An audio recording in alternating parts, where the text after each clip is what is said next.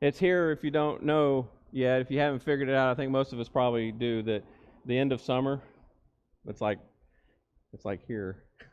It's here in the next week and a half, I think. Kids start back to school, not this week, but the next, right?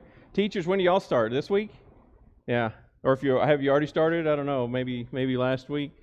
But there's something interesting about this time of year that it seems like kind of like in general, not for everybody, people are different, but in general, it seems like parents kind of, get a little excited for school to be starting back, that kind of get a little excited for the end of summer, and kids kind of don't get so excited about the end of summer in general. Our daughter, our youngest daughter, we just talked to her last week, and she's like, I can't wait to go back to school. Now, she's an adult, she's in college, it's going to be her sophomore year, and maybe that's why it's a little bit different, but she's excited to get back to her friends and to hang out with her college buddies.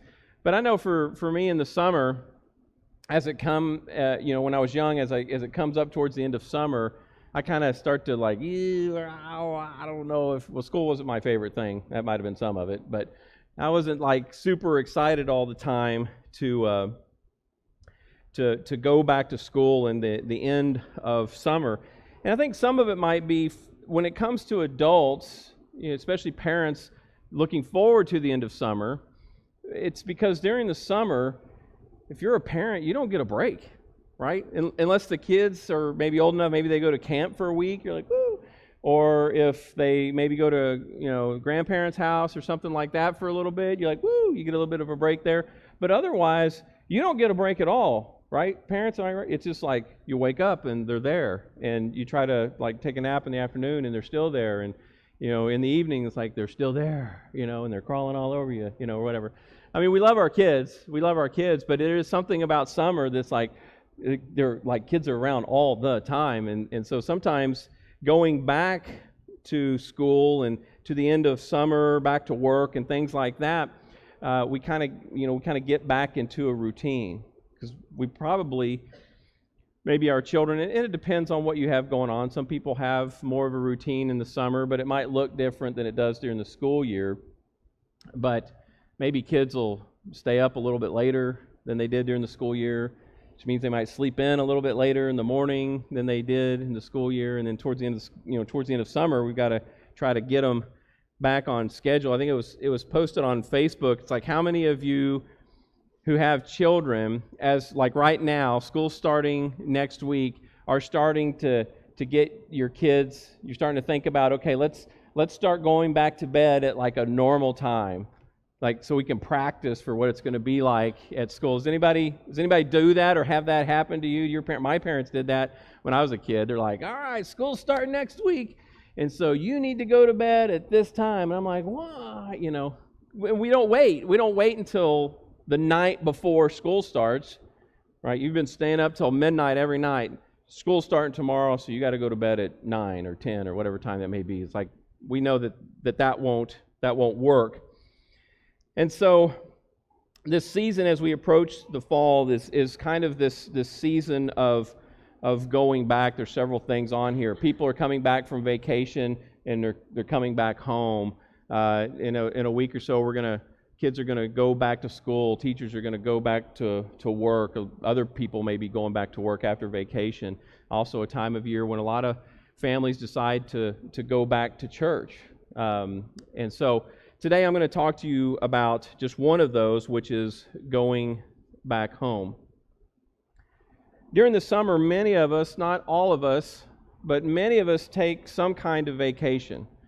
We go to the beach. We go to see family. I know some of our families here went to Disney World. I know some of them went to the beach. We might go to some faraway place or whatever.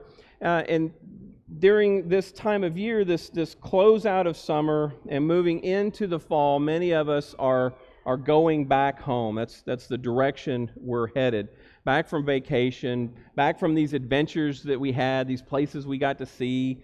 Maybe we went on a cruise, or we went to Canada, or maybe we went overseas somewhere. But we kind of have this adventure that we have in the summer.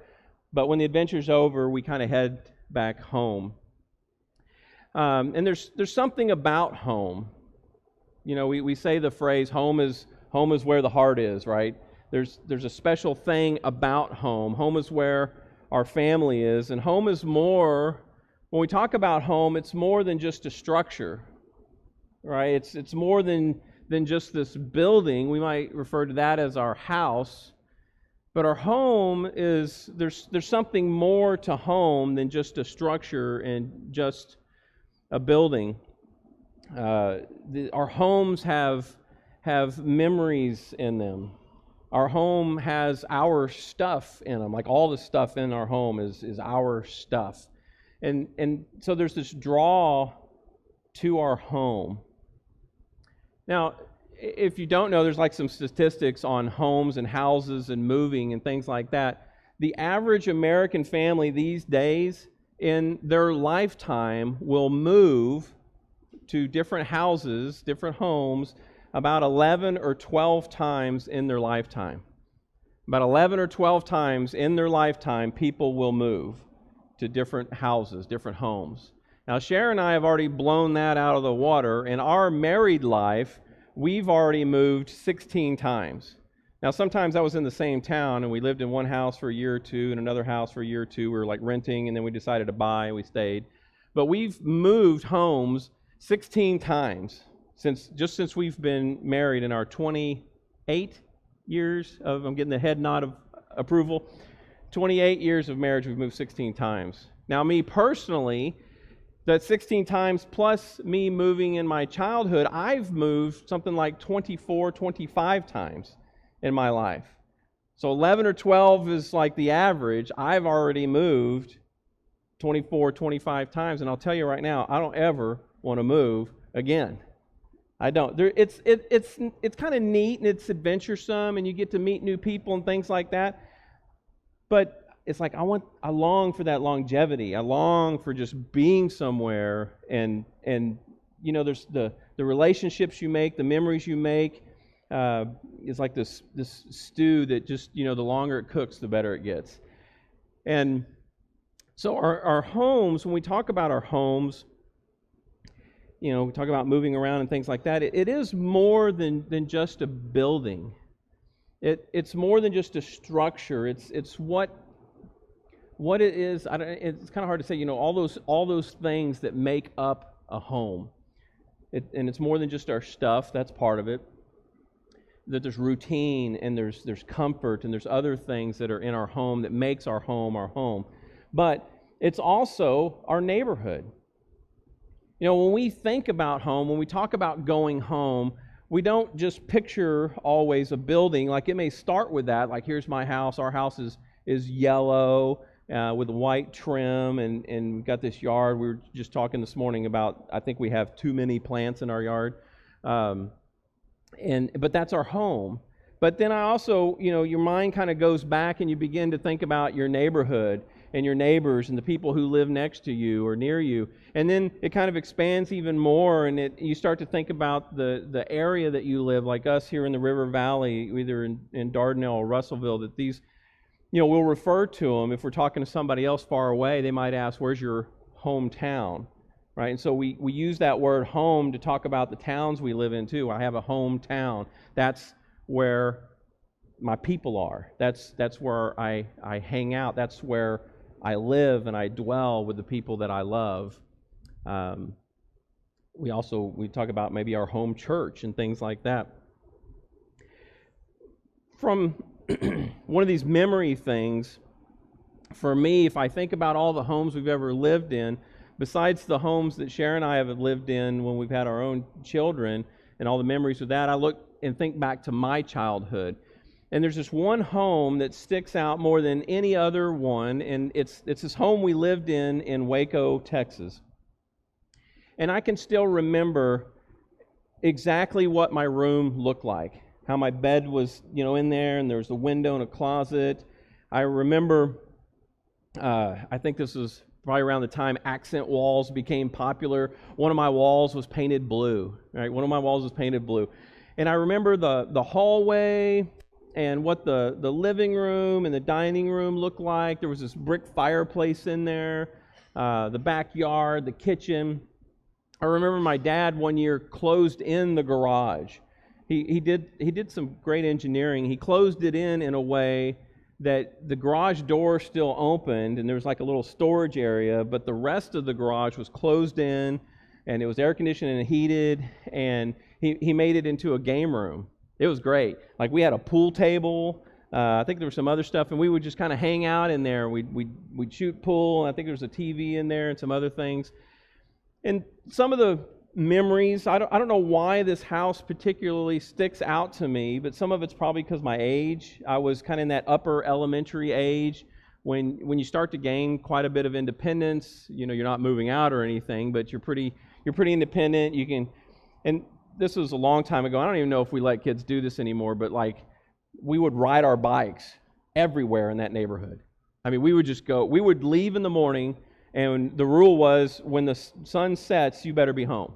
Right? When it gets dark outside, you better be home. When the street lights start coming on, you better be back home. And so that's what we did. And me, my sister, my mom and dad, we lived there. And I remember a period of time that our grandfather came to live with us, my mother's dad.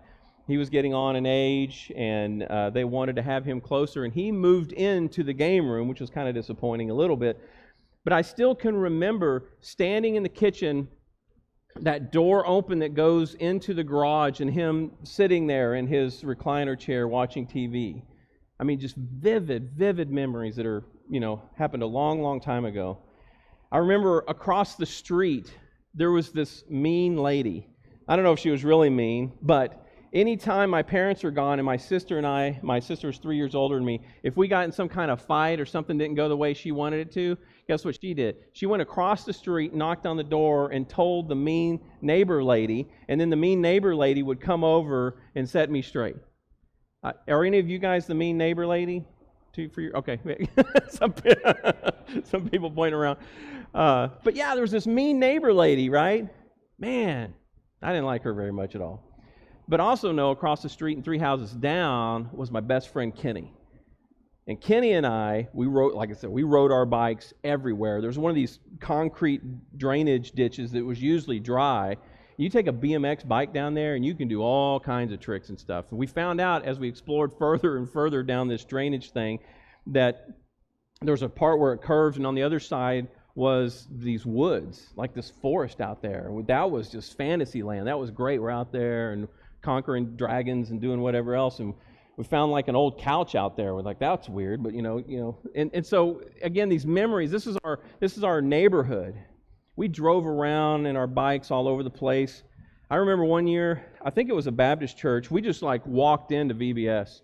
Like, our parents didn't check us in. Like, we rode up on our bikes, like, hey, what's going on there? I don't know, VBS. Let's check it out. We just walk in, and they're like, hi, can we help you? Like, we're here for whatever's going on for kids.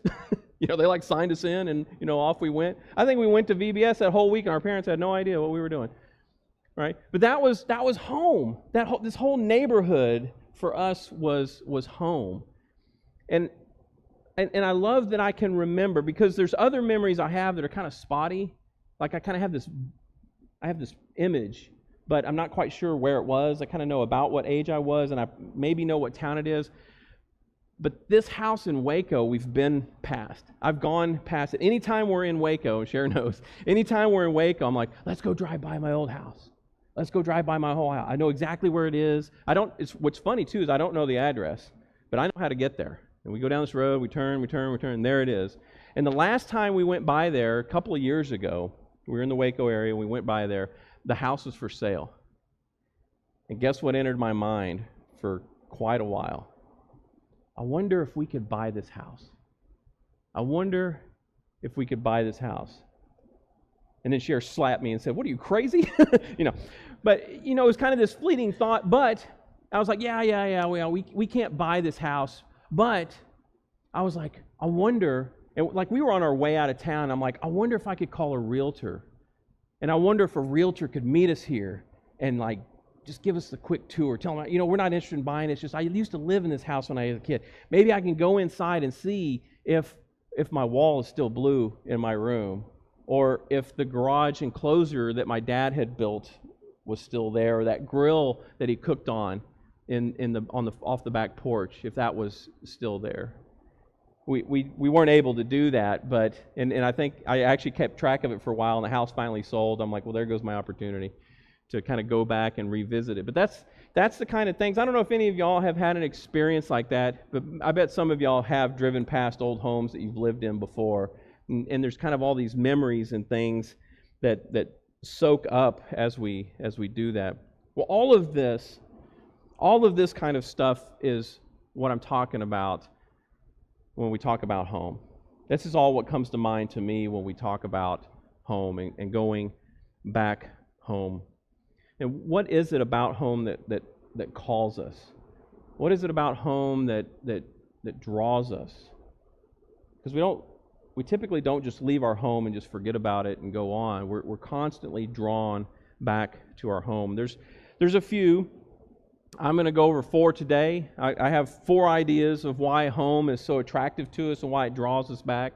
If you have another that you think of, feel free to share it with me later. I'd love to hear your ideas. But like talking about vacation earlier, have you ever noticed like you get excited about going on vacation?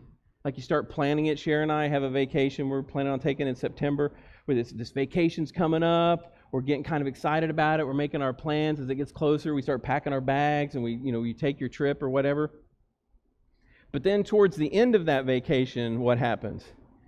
You kind of start getting excited about going home, right?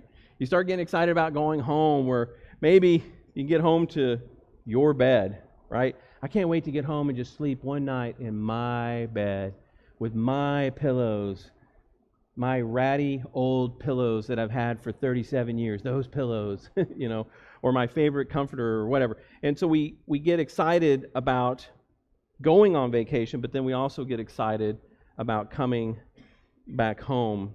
We get to eat our food from our refrigerator and cook it in our kitchen. We get to sit in the living room in our chair, our couch, wherever it is that you sit in your living room. You get to watch your television with the channels that you like to watch, that you know exactly where they are. Your DVR that's recorded all your shows while you were gone. That's what some of the things are that we talk about and we think about when we are home. Because when we're home, one of the other things, or part of all of that, is we get to rest. We get to rest. In Luke chapter 15, Jesus tells a parable of the prodigal son. And at the beginning of this parable, so a parable is like an illustration story. It's not a true story. It's a story that's told to try to illustrate a point. And so Jesus is teaching and he's telling this story, and it's called the prodigal son. Some Bibles have it listed as the lost son. This is, again, Luke chapter 15. And in it, there's this family, and in this family, there's 2 sons.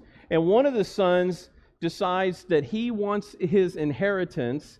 And like J.G. Wentworth commercials, like it's his money and he wants it now, right? So he goes to his father and he says, I want my inheritance and I want it now. He doesn't want to wait until, I don't know how it worked exactly in their society. He doesn't want to wait until his father dies, which is typically how it works in our society. Or I think how it worked for them is he doesn't want to wait until he reaches a certain age, right? He doesn't want to wait that long either. He wants it right now. And so his father agrees and gives him his inheritance, and the son leaves. He leaves his home, and he goes to another town, to the big city or whatever, and he just lives it up. And he spends his money frivolously. He lives wildly. He basically just has this ongoing party for however long it lasts until the money starts to dry up. And what's interesting that happens in this guy's life is that as the money dries up, his friends also dry up. And then, not really a result of that, but also what just happens to happen at that same time is the land begins to dry up and there's a famine. I'm going to start reading in verse 14. So all this has already happened. He's got the money. He went and partied. He spent all his money on high living and partying up and things like that.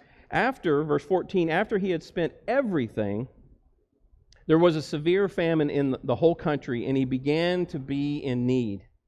And so he went and hired himself out to a citizen of that country who sent him into his field to work the pigs, or to feed the pigs. And he longed to fill his stomach, it says, with the pods that the pigs were eating, but no one gave him anything. He had become so poor, he had become so destitute, so much to the point that he was so hungry that he was beginning to look at the food that he's feeding the pigs and thinking, you know what? I'm pretty hungry, and that stuff is starting to look pretty good. And I can only imagine what this guy's life must have been like in this moment, because not only is he hungry, he's gone to the point where he's decided that, I got to do something, so I'll work for anybody, and a pig farmer hires him, and he's like, okay, I'll do that. But also he's hungry. It says that no one gives him anything, and I try to imagine, what is the rest of this guy's life like right now in this moment? He's low on food. He's low on friends. He's low on, I don't know if his employment, if he would consider it meaningful employment. Right? He's just at an all-time low, and I can only imagine that he's probably doesn't have a place to lay his head either. He's probably pretty much homeless. I mean, there might be a little shack or something on this farmer's place that the farmer allows him to sleep in a barn or something like that. But this guy, both relationally, economically, socially, and a lot of other things, is far, far, far from home. And he had to be extremely weary. I can only assume that he was very, very just tired of the life that he was living. And he's probably just thinking to himself, if I could just go home, I could get some rest. If I could just go home, I could get some rest. He had a great adventure. He had a lot of fun. He went out and saw the world and got some experiences that he didn't have before. But now the adventure was over, and he's kind of like Dorothy in The Wizard of Oz, who's saying to himself, there's no place like home. There's no place like home. There's no place like home. And he just keeps thinking to himself that there's no place like home. And so the one thing that the prodigal son wants is to go back home. The one thing he wants is to go back home. And so one of the reasons that we go back home is so that we can rest, because we never rest as well somewhere else as we do when we're home. We never rest as well somewhere else as we do when we're home. So the prodigal son, he wants to go home. Verse 17, when he came to his senses, he says, how many of my father's hired servants have food to spare? And he says, and here I am starving to death. So it's not just that he's tired, and it's not just that he's hungry, he's also really, really hungry. He's like, I am in danger of starving to death. You probably got to be there if you're starting to think pig food's looking good. Home is where we go after our adventure, because the second thing is, home is where we find safety. Home is where we find safety.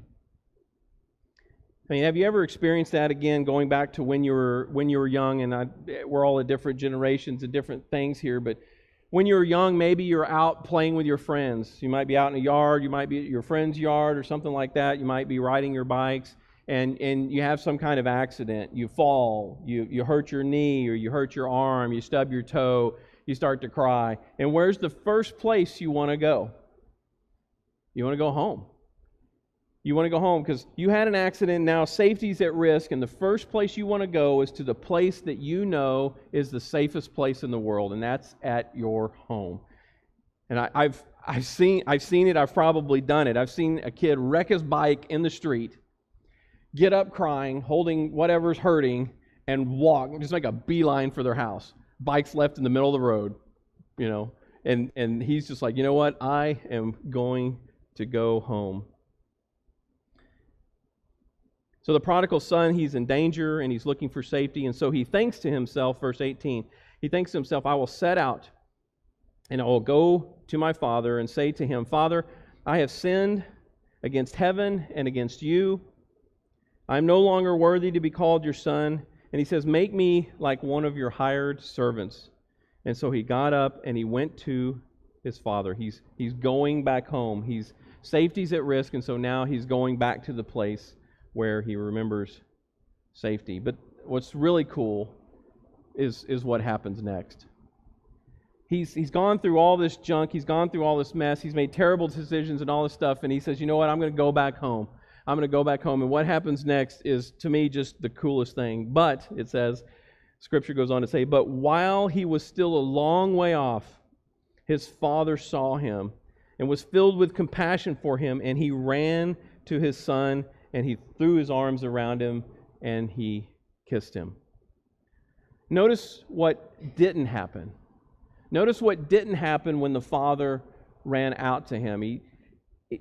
The guy, he wasn't scolded, he wasn't criticized, he wasn't rejected. When his father ran out to him, what he found was acceptance. And that's the third thing that we find. We go back home to find acceptance, because part of what makes a home so attractive, so magnetic, constantly drawing us back to it, is because a home is where we find acceptance. At a home, we're found to be valuable. We're found to have worth, more worth among our home than anywhere else. We're a part of something. We're included instead of excluded. We feel like we belong because we are accepted.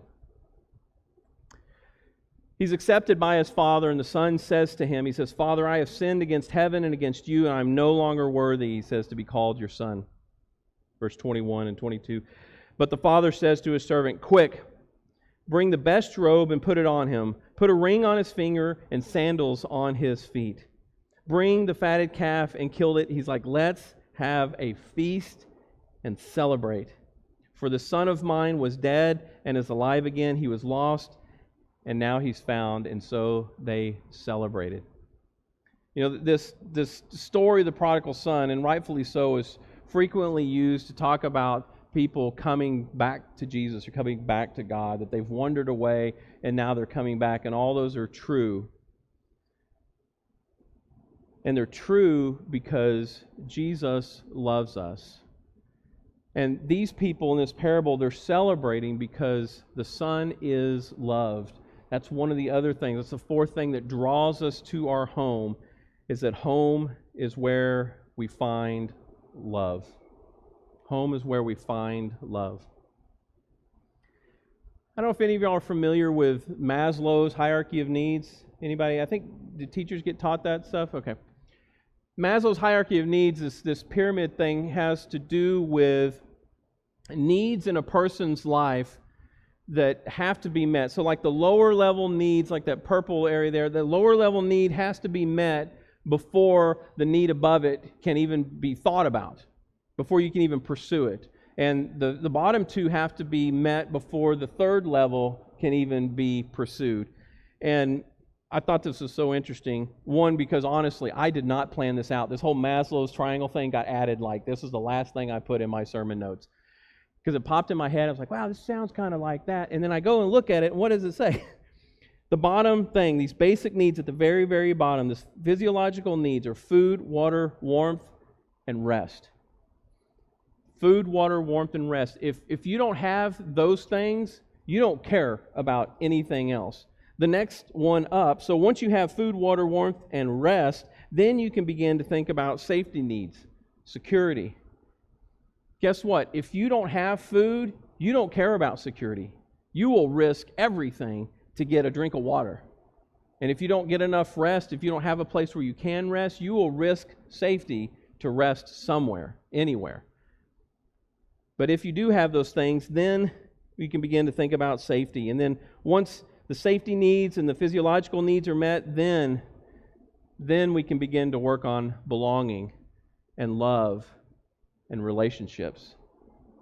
And all of these things we find being met in our home. At least hopefully we do. Now, I'll tell you something that's a little on the negative side, but you probably already know this, that there are people, there are children in our very community who don't have homes that offer them rest, that offer them safety, that offer them acceptance, and that offer them love. People in our own communities. And I wonder of myself, what could I possibly do about it? Is there anything that I could possibly do? We talk about partnering with God. We're partnering with God and we're partnering with others to make the world better. And the reality is we have some of this in our own community. And my heart goes out to them and I think, what could I do? What could we possibly do?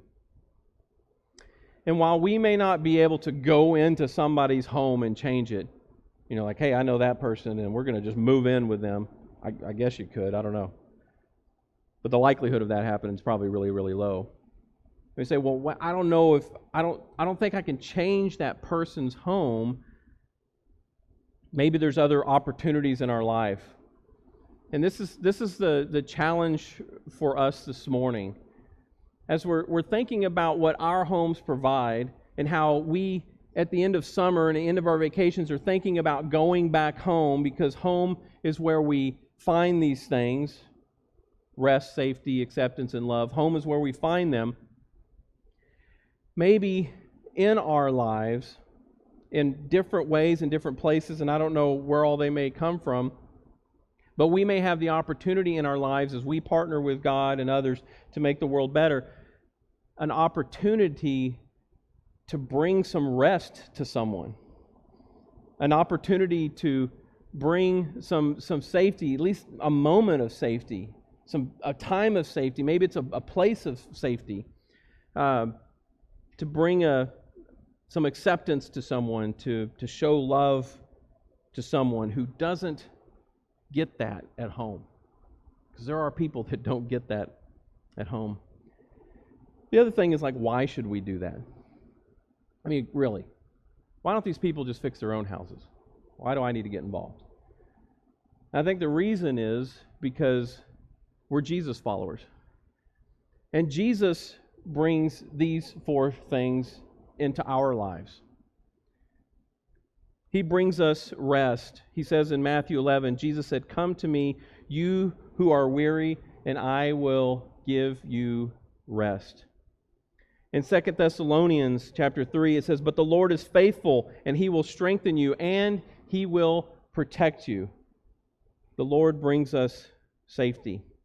Romans chapter 15 says, "Accept one another then, just as Christ accepted you." And 1 John chapter 4 says, "Dear friends, let us," he says, "love one another." Love one another because love comes from God. And Jesus is the embodiment of God in this world. And everyone who loves has been born of God and knows God. And whoever doesn't know God, because God is love. And this is how God showed love to us. He sent His Son into the world that we might live. And not just barely live, that we might have life and have it to the fullest. A life with rest, with safety, with acceptance, and with love. See, having Jesus in our life is like being home. If you've been away from Jesus, coming back to Jesus is a lot like coming back home. At least it should be. And if it doesn't feel that way, my guess is it's not Jesus that's making you feel that way, it's somebody else or it's yourself. But coming to Jesus is very, very similar to coming home. Because when we're with Jesus, we should feel at home. And so as Jesus followers, will we be people who bring a little bit of that, whatever we can muster, whatever we can gather? I mean, we may not be able to fix it all, but can we bring back a little bit? Will we be people that bring a relationship of rest? Will we be people who bring a spirit of safety to others in our lives? Will we be people who bring an attitude of acceptance to people that we see around us and actively work towards that? Will we come with a heart of love? That's what Jesus did. And as Jesus followers, I think that's what we should do.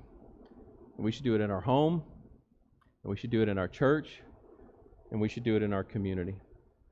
That's the challenge for y'all today, for this week, as we think about going back home for ourselves. Let's think about how we can bring a little bit of that to other people in our world. All right? Let's pray and we'll be done. Lord, we thank you for loving us. We thank you for your kindness and your generosity. We thank you for bringing us rest, to giving us comfort and a relationship where we can relax and we can rest. A place where we have safety, and I know that in the, maybe going through some people's mind, it goes through mine, that in the call to follow Jesus, it may not always be safe. Many people who followed you have ended up in harm's way, but our faith is in more than just what happens to us on this earth. That you have our eternity in mind and the safety of our soul.